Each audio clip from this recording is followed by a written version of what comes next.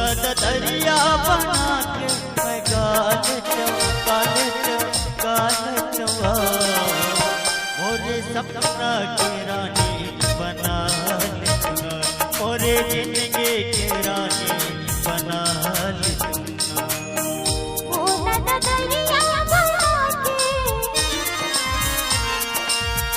दौलत दरिया बना के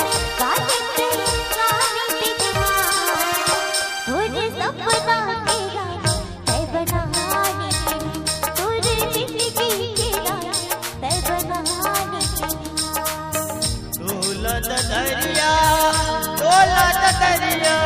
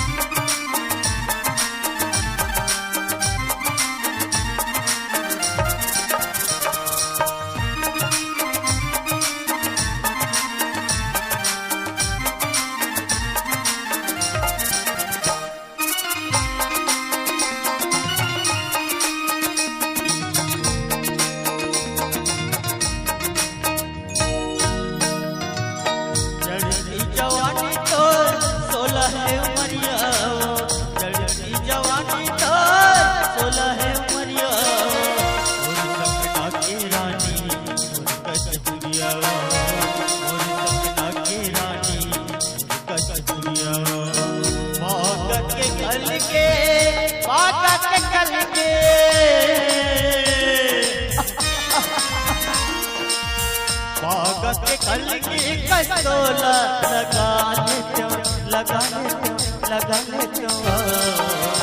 मोरे सपना की रानी बना लूंगा, मोरे जिंदगी की रानी बना लूंगा। दौलत दरिया दौलत दरिया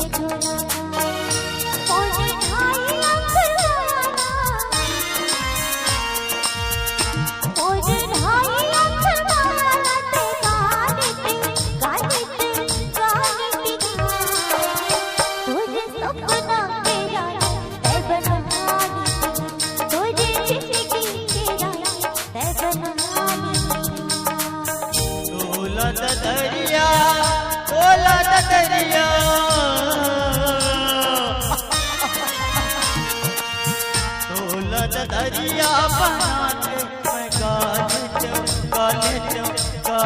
चवा मोरे सपना की रानी बना लूंगा, मोरे जिंदगी के